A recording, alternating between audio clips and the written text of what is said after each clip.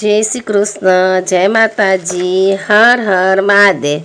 આજે આપણે ફાગણ વદની પાપમોચની એકાદશી વિશે જાણશું। પાપમોચની એકાદશીની કથા, વાર્તા, પૂજા મંત્ર શું છે તે જાણશું। પાપમોચની એકાદશી फाल्गुनस्य शीते पक्षे श्रुता चामल की कथा फाल्गुनस्य कृष्ण पक्षे तूकी नामेकादशी भवेत्। युधिष्ठिरे भगवान श्री कृष्ण ने कह્યું, હે કૃષ્ણ, ફાગણ મહિનાના શુક્લ પક્ષમાં જે અમલકી નામની એકાદશી આવે છે તેની કથા તો મેં સાંભળી। હવે ફાગણ મહિનાના કૃષ્ણ પક્ષમાં કયા નામની એકાદશી આવે છે તે તમે મને વિસ્તારપૂર્વક કહો। ભગવાન શ્રી કૃષ્ણે કહ્યું, હે રાજેન્દ્ર, તમે સાંભળો। હવે હું તમને આ વિશે પાપનો નાશ કરનાર એકાદશીનું આખ્યાન કહું છું, જે રાજા માંધાતાના પૂછવાથી મહર્ષિ લોમસે એને સંભળાવ્યું હતું। માંધાતાએ મહર્ષિ લોમસને પૂછ્યું, હે મહાત્મા, ફાગણ મહિનાના કૃષ્ણ પક્ષની એકાદશીનું નામ શું છે? એની વિધિ શું છે? એ કરવાથી કયા ફળની પ્રાપ્તિ થાય છે?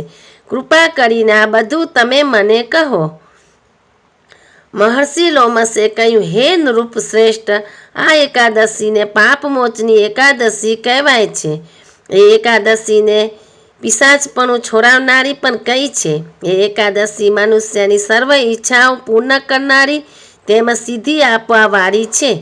પાપમોચની એકાદશીનું વ્રત કરવાથી ધર્મ, અર્થ, કામ અને મોક્ષ આ બધા જ શુભ ફળો વ્રત કરનારને પ્રાપ્ત થાય છે, એમાં સંશય નથી। હવે આપે એની કથા વાર્તા સાંભળો। પાપમોચની એકાદશીની કથા વાર્તા। એક વખત ચૈત્રરથ નામના વનમાં જ્યારે વસંત આવી ત્યારે વનની પ્રકૃતિ, વનરાજી અને પુષ્પલતાઓ સંપૂર્ણપણે ખીલી ઉઠી અને આખા વનને સુગંધિત કરી મૂક્યું। એ વખતે ગાંધર્વો, ગાંધર્વોની કન્યાઓ, કિન્નરો વગેરે પોતપોતાના વાંજિત્રો લઈને ત્યાં વિહાર કરવા આવ્યા હતા। અનેક અપ્સરાઓ પણ એ વનમાં વિહાર કરવા આવી હતી, કારણ કે ચૈત્રરથ જેવું શ્રેષ્ઠ અને સુખદાયી બીજું કોઈ પણ વન ત્યાં ન હતું। તેથી ઋષિમુનિઓ પણ એ વનમાં આશ્રમો બાંધીને રહેતા હતા અને તપસ્યા કરતા હતા। આ વનમાં મેઘાવી નામના ઋષિ પણ રહેતા હતા અને બ્રહ્મચર્યનું પાલન કરતા હતા। અનેક અપ્સરાઓએ મેઘાવી ઋષિનું બ્રહ્મચર્ય તોડાવવા માટે પ્રયત્નો કર્યા જ કરતી હતી, પરંતુ મેઘાવી ઋષિ હજુ સુધી બ્રહ્મચર્ય ભ્રષ્ટ થયા ન હતા। વિહાર કરવા આવેલી અપ્સરાઓમાં મંજુઘોષા નામની એક અતિ સ્વરૂપવાન અપ્સરા પણ હતી। એ મુનિને મોહ પમાડવા માટે હાવભાવ કર્યા જ કરતી હતી, પરંતુ એ અપ્સરા એ મેઘાવી ઋષિના શાપના ભયથી ડરતી હતી, એટલે એમના આશ્રમથી થોડેક દૂર ઊભા રહીને જે મધુર ગીતો ગાયા કરતી હતી અને વીણા વગાડતી હતી। એ જોઈ કામદેવ પોતે પણ પોતાનો વિજય થાય એમ ઈચ્છતો હોય એ મેઘાવી ઋષિને મોહ પમાડવા માટે મંજુઘોષાના શરીરમાં પ્રવેશી ગયો। જેવો એ મંજુઘોષાના શરીરમાં પ્રવેશ્યો કે તુરત જ જે અતિ સ્વરૂપવાન મંજુઘોષા દરેક અંગો એના કામમય બની ગયા। એનું સૌંદર્ય અનેક ગણું વધી ગયું। ત્યાર પછી મેઘાવી ઋષિને મોહ પમાડવા વીણા વગાડતા વગાડતા અને અત્યંત મધુર કંઠે ગીત ગાતા ગાતા એ મેઘાવી ઋષિની નજીક ગઈ અને નયન બાણ મારવા લાગી। આવું અનુપમ સૌંદર્ય ધરાવતી અપ્સરાને આવા મધુર અવાજે ગીત ગાતા જોઈ મુનિ શ્રેષ્ઠ મેઘાવી મોહથી વશીભૂત થઈ ગયા। દરેક પ્રકારે મોહ પામેલા મહર્ષિ મેઘાવીને જોઈ મંજુઘોષા એમની વધુ નજીક ગઈ। વીણા નીચે મૂકીને વેલ જેમ વૃક્ષને વીંટાઈ જાય એમ મહર્ષિ મેઘાવીને આલિંગન કરવા લાગી। મેઘાવી પણ મંજુઘોષાની સાથે રમણ કરવા લાગ્યા। એના અતિ સુંદર શરીરના કામ ઉત્પન્ન કરે એવા રૂપાળા અંગોને જોઈને એટલા બધા તો કામાસક્ત થઈ ગયા હતા કે એમને રાત અને દિવસનું ભાન પણ રહ્યું ન હતું। આ પ્રકારે ઋષિમુનિઓને ઉચિત એવા સદાચારનો અને બ્રહ્મચર્યનો લોપ કરીને મંજુઘોષા સાથે રમણ કરતાં કરતાં ઘણો સમય પસાર થઈ ગયો। મંજુઘોષા હવે દેવલોકમાં જવા માટે તૈયાર થઈ અને મહર્ષિ મેઘાવીને કહ્યું, હે મહારાજ, હવે મને મારા દેશમાં જવાની આજ્ઞા આપો. મને મારે ઘેર જવાની ઈચ્છા થઈ છે. મહર્ષિ મેઘાવીએ કહ્યું, હે દેવી, હજુ મારા મનને સંપૂર્ણ સંતોષ થયો નથી. છતાં તારી જવાની ઈચ્છા છે તો આજની રાત રોકાઈ જા. જ્યાં સુધી સવારની સંધ્યા ન થાય ત્યાં સુધી તું મારી પાસે જ રહે. જો પોતે મહર્ષિ મેઘાવીની આજ્ઞાનું ઉલ્લંઘન કરીને જાય તો મેઘાવી એને શાપ આપી બેસે. એટલે શાપના ભયથી વળી પાછી મંજુ ગોસા મહર્ષિ મેઘાવી સાથે ભોગ ભોગવવા લાગી. આમ કરતાં કરતાં 57 વર્ષ 3 માસ અને 3 દિવસ પસાર થઈ ગયા. ત્યારે વળી પાછી મંજુ ગોસા જવાની રજા માંગતા બોલી, હે મહારાજ, મને અહીં આવે ઘણો સમય વીતી ગયો છે. હવે તો મારે મારા ઘેર જવું જોઈએ. તમે મને જવાની રજા આપો. મહર્ષિ મેઘાવીએ કહ્યું, હે સુંદરી, હજુ તો સવાર થવા આવી છે. હું સંધ્યા કરી રહું ત્યાં સુધી તું અહીં રોકાઈ જા, રાહ જો.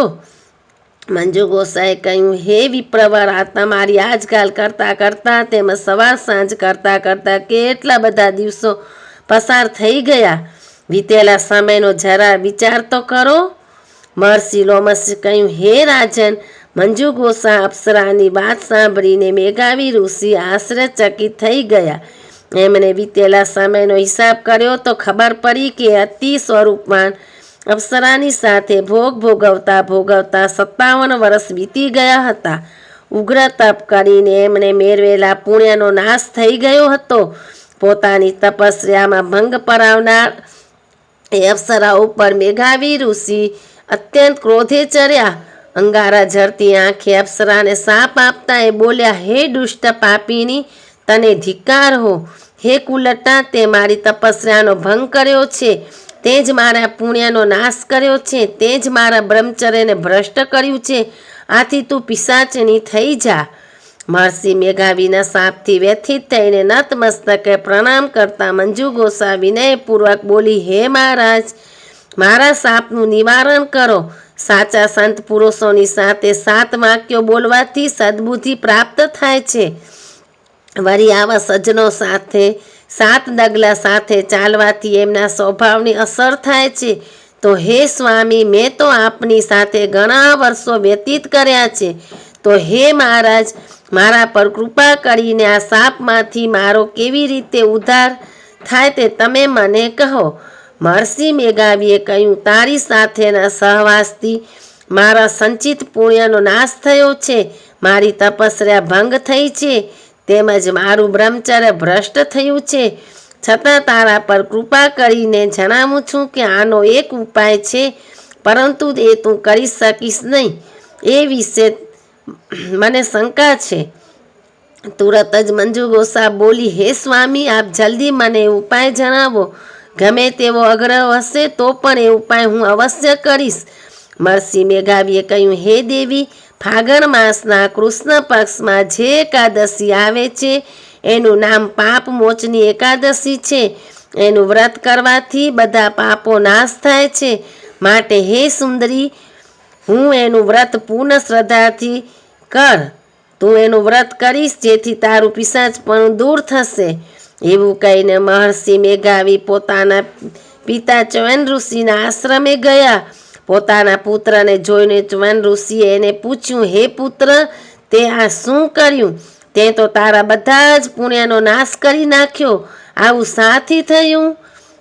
મહર્ષિ મેઘાવીએ કહ્યું, હે પિતાજી, મેં મંજુ ગોસા નામની અપ્સરાની સાથે રમણ કરવાનું પાપ કર્મ કર્યું છે. એથી મારું પુણ્ય નાશ પામ્યું છે. મારી તપસ્યાનો ભંગ થયો છે. તેમજ મારું બ્રહ્મચર્ય ભ્રષ્ટ થયું છે. આપ કૃપા કરીને મને કોઈ એવું પ્રભાવશાળી પ્રાયશ્ચિત બતાવો જેનાથી મારા એ પાપનો નાશ થઈ જાય. ચ્યવન ઋષિએ કહ્યું, હે પુત્ર, ફાગણ માસના કૃષ્ણ પક્ષમાં જે એકાદશી આવે છે એનું નામ પાપ મોચની એકાદશી છે. એ એકાદશીનું વ્રત કરવાથી પિશાચપણું દૂર થાય છે. તેમજ સર્વ પ્રકારના પાપોનો નાશ થાય છે. તેથી તું પણ એ પાપ મોચની એકાદશીનો પૂર્ણ શ્રદ્ધા રાખી વ્રત કર. એથી તારા બધા પાપોનો વિનાશ થઈ જશે. મહર્ષિ લોમશે કહ્યું, હે નૃપ શ્રેષ્ઠ માંધાતા, પોતાના પિતા ચ્યવન ઋષિના કહેવા પ્રમાણે મહર્ષિ મેઘાવીએ એ પાપ મોચની એકાદશીનું વિધિપૂર્વક વ્રત કર્યું, એથી એનું પાપ નષ્ટ થઈ ગયું અને ફરીથી તે તપસ્યાથી પરિપૂર્ણ થઈ ગયો. આ બાજુ અપ્સરા મંજુ ગોસાએ પણ આ પાપમોચની એકાદશીના ઉત્તમ વ્રતનું પાલન કર્યું. આથી એ પિશાચોનીમાંથી મુક્ત થઈ અને દિવ્ય રૂપ ધારણ કરી શ્રેષ્ઠ અપ્સરા બનીને સ્વર્ગમાં ગઈ.